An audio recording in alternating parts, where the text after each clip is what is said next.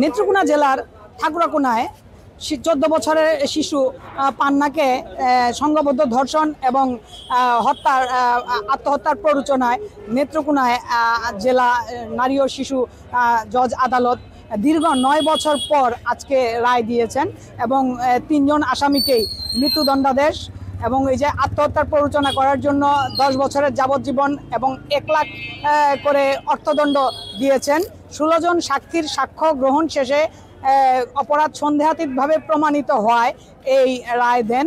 তবে রায়ে আজকে যে এই দরিদ্র পরিবারটি, পান্নার মা এবং যে সামাজিক যারা আন্দোলন করেছিলেন সকলেই সন্তোষ প্রকাশ করেছেন এবং রাষ্ট্রপক্ষের যে কৌশলী তিনি সন্তুষ্ট প্রকাশ করেছেন।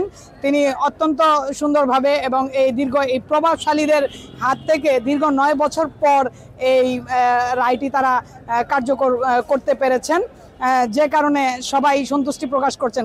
9টা বছর পর আমি কান্দে কান্দে বুঝছি আমার মেয়ের বিচার পাইনি। আমি বিচারটা হয়েছে, আমি খুশি হইলাম, আমার মেয়ের আত্মশান্তি হইল। আমাদের নারী ও শিশু নির্যাতন ট্রাইব্যুনাল রায় দিয়েছেন, আমরা সন্তুষ্ট।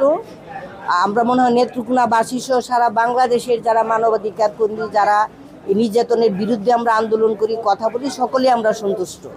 রায় কার্যকর হওয়া পর্যন্ত আমরা অপেক্ষা করব।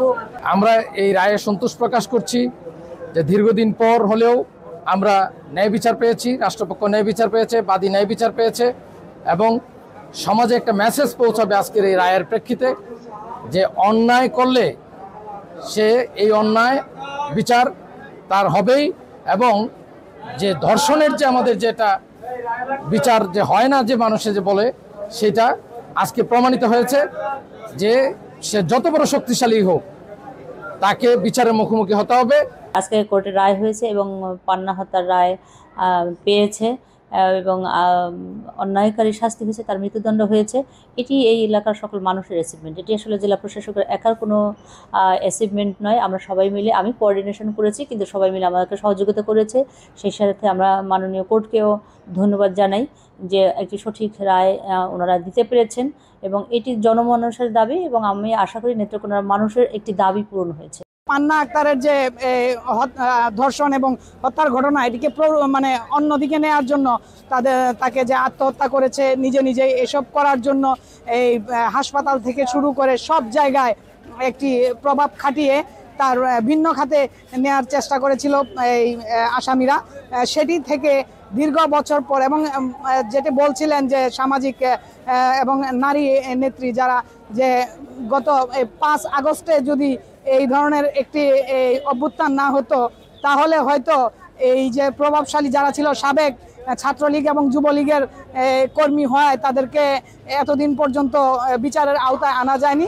সেটি হয়তো সম্ভব ছিল না বলেও তারা বলছেন যে আজকের যে এই রায়টি পেয়েছেন তারা অত্যন্ত সন্তুষ্ট প্রকাশ করছেন এবং এটি বলছেন যে এই ধর্ষণ মামলার, যে আলোচিত ধর্ষণ ঘটনার যেন আর কোথাও এরকম না ঘটে এবং এরকম ধরনের অপরাধীদেরকে যেন মৃত্যুদণ্ডাদেশ দেওয়া হয়। আলপনা বেগম, সময় সংবাদ, নেত্রকোনা।